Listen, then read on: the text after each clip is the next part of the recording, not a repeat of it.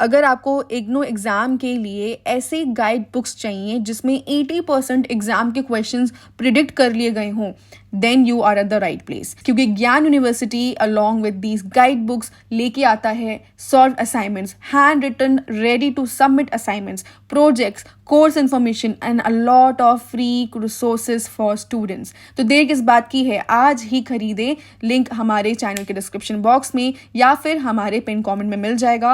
And you can also use my coupon code TBG2024 to get that extra 5% discount. So hurry up and go to their website today. Hello everyone and welcome to the brain game. जैसे कि आपको पता चल ही गया होगा कि मैं आज पहली बार अपने YouTube चैनल पर अपने मार्क्स रिवील करने वाली हूँ। मैं ये बताने वाली हूँ कि मैंने कैसे अपना बैचलर्स इग्नू से किया और क्या मेरा एक्सपीरियंस रहा, मैं क्या चीज़ें फॉलो करती थी जिससे मेरे ठीक ठाक या अच्छे मार्क्स आ गए। और मैंने ज़्यादा समय नहीं दिया, मैंने बहुत ज़्यादा पढ़ाई नहीं की थी, मैंने बहुत ज़्यादा समय नहीं दिया था because I was working at the same time. काम करते हुए हम पढ़ाई कर लें, थोड़ा सा मैनेज करना टाइम को मुश्किल होता था, लेकिन मैंने कैसे किया, क्या ट्रिक्स मैंने अपनाए कि मेरे अच्छे मार्क्स आ गए या मेरे पासिंग मार्क्स भी आ गए हैं, तो उसके क्या रीजंस हैं वो मैं आज इस वीडियो में डिस्कस करूंगी। सो मेक श्योर आप इस वीडियो को एंड तक जरूर देखना।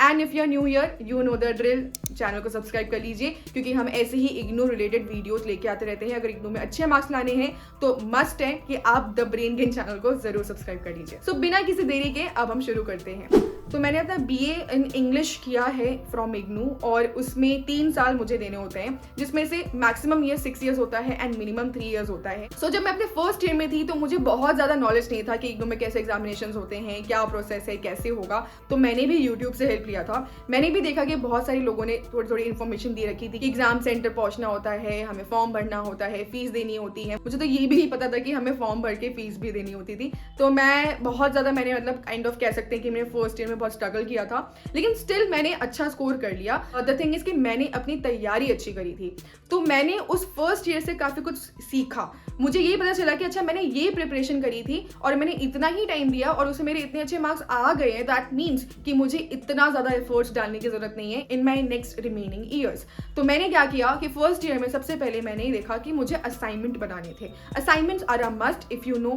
अगर आपको नहीं पता कि असाइनमेंट्स क्या होते हैं तो इग्नू में असाइनमेंट्स दिए जाते हैं। इसे प्रोजेक्ट कह सकते हैं। आपको एक बेसिकली फाइल बनानी होती है, आपको सारे क्वेश्चंस के आंसर्स लिखने होते हैं, ये लेके आपको अपने स्टडी सेंटर में जाकर सबमिट करना होता है, फिर उसके मार्क्स लगते हैं। जब तक आप अपना असाइनमेंट ना दे दें तब तक आपको ऑब्वियसली एग्जाम में भी बैठने नहीं दिया जाएगा। इसलिए इंपॉर्टेंट है कि आप अपने असाइनमेंट्स के क्वेश्चन अच्छे से कर लीजिए और उसको प्रोवाइड कर दीजिए और उसको सबमिट कर दीजिए, क्योंकि अगर असाइनमेंट्स में आप अच्छा स्कोर करते हैं तो वो आपके ओवरऑल मार्क्स को अच्छा कर देता है। तो इसका मतलब मैंने क्या किया, तो मैंने भी फर्स्ट ईयर में बहुत सीरियस होकर अपने सारे असाइनमेंट्स अच्छे से करके टाइम पे सबमिट किए थे। मैंने अच्छे से चीजें फॉलो करी थी, जो इग्नू की तरफ से गाइडलाइंस थी मैंने वो फॉलो करी। और अब थोड़े बहुत इग्नू के गाइडेंस चेंज हुए हैं। क्या चेंजेस हैं, क्या न्यू गाइडलाइंस हैं या क्या न्यू स्टेप्स हैं जो आपको फॉलो करने चाहिए, वो मैंने अपने चैनल पे ऑलरेडी बता दिया है। मेक श्योर आप इस वीडियो को हमारे चैनल पे देख लीजिए, आई बटन को क्लिक करके या फिर डिस्क्रिप्शन बॉक्स में आपको वो लिंक मिल जाएगा। अब इग्नू के असाइनमेंट्स को मैंने अच्छे से करके उसे सबमिट किया अपने फर्स्ट ईयर में। अब इसके बाद जब मेरे एग्जाम का टाइम आया तो मेरा जून का साइकिल था, मुझे जून में एग्जाम देना था। तो मैंने अपना प्रिपरेशन कैसे किया, सो मेरे पास ज्यादा समय नहीं था because I was working at the same time. मैं क्या करती थी कि मैं सिर्फ संडेज या थोड़ा बहुत सैटरडेज यूज करती थी। अब संडे को मैं बैठती थी सुबह, ठीक है, तो संडे को मैं सुबह बैठती थी और मैं सब ये देखती थी कि मेरे पास क्या क्या सब्जेक्ट्स हैं, मेरे पास क्या क्या चैप्टर्स हैं, टोटल चैप्टर्स कितने हैं और उसमें कौन से टॉपिक्स हैं। टॉपिक्स ऐसे कौन से जो मुझे ऑलरेडी पता है या जिससे मैं फेमिलियर हूं, और कौन से ऐसे टॉपिक्स जो मुझे बिल्कुल नहीं पता। तो मैंने उसको ऐसे सेग्रीगेट किया। इसके बाद मुझे पता चला कि हाँ, ये जो टॉपिक्स जो मुझे आते हैं तो उसको मैं अगर एंड में भी करती हूँ ना तो भी चलेगा, क्योंकि मुझे उनके बारे में थोड़ा बहुत पता है। लेकिन ये जो टॉपिक्स हैं जिनके बारे में मुझे नहीं पता, तो मैंने इन पे ज्यादा फोकस किया। अब इन टॉपिक्स को करने के लिए भी मैंने बहुत रिसर्च करी। सबसे पहले मैंने बुक्स के जो भी ये टॉपिक्स थे मैंने उनको गो थ्रू किया। चैप्टर के ना एंड में कुछ क्वेश्चन दिए गए थे, बीच बीच में कुछ क्वेश्चन दिए गए थे, जैसे हम चेक योर प्रोग्रेस क्वेश्चन कह रहे थे, इंडेक्स क्वेश्चंस कह रहे थे। तो उससे मुझे थोड़ा बहुत आइडिया लगा कि these are types of questions which can be asked in exams as well. So मैंने थोड़ा बहुत इसमें ध्यान दिया। इसके अलावा मैंने प्रीवियस ईयर क्वेश्चन पेपर्स पर ध्यान दिया। तो लास्ट 5 ईयर्स के मैंने निकाले और उसमें से मैंने देखा कि अच्छा ये जो टॉपिक्स हैं वो मेरे इस सब्जेक्ट से हमारे पूछे जा रहे हैं और ये रिपीट हुए हैं या फिर रिपीट नहीं हुए हैं, तो उस हिसाब से मैंने इनको प्रिपेयर करना शुरू कर दिया। तो मैंने बहुत सारे पढ़ाई नहीं की, मैंने बहुत ज्यादा सारे टॉपिक्स नहीं देखे थे। जो रिपीटेड थे या फिर जो असाइनमेंट के जो क्वेश्चंस में भी नजर आ रहे थे, मैंने उन टॉपिक्स को पकड़ा और मैं सिर्फ उन टॉपिक्स की पढ़ाई करके गई थी और उस हिसाब से मेरे अबव एवरेज मार्क्स आ गए. So that's how I prepared. So इसके साथ मुझे ये चीज पता चली कि इग्नू के एग्जाम में सिर्फ 3 चीजें चाहिए जो आपको अच्छे से प्रिपेयर करनी है.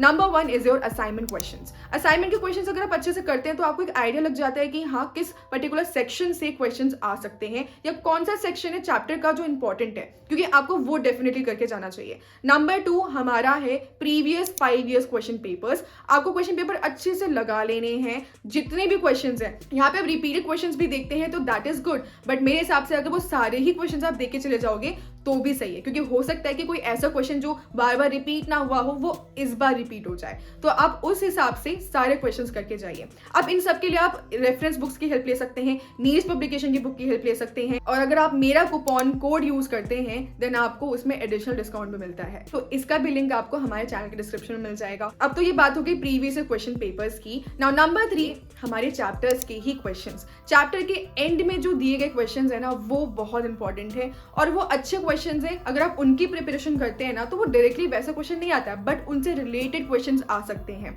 और अगर आप वो करके चले जाते हो तो definitely you are going to score really good marks. You are going to score more than average.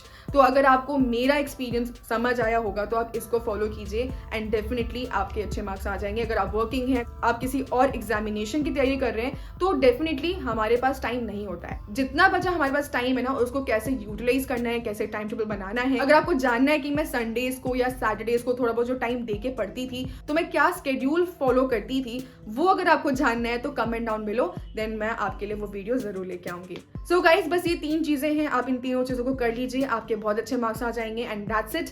And if you have any other queries comment down below, या फिर आप हमारे इंस्टाग्राम पेज को भी फॉलो कर सकते हैं, वहां पे हमें मैसेज कर सकते हैं and we are happy to help you there. Also we have a Telegram group. आप इस ग्रुप को ज्वाइन कर सकते हैं जहाँ पे आपके जैसे और भी बहुत सारे इग्नू के स्टूडेंट्स हैं और यहाँ पे हमने एक कम्युनिटी बनाई है, वो भी आपकी हेल्प कर सकते हैं. सो उसका लिंक भी आपको हमारे चैनल के डिस्क्रिप्शन बॉक्स में मिल जाएगा. रुको जरा, सब्र करो.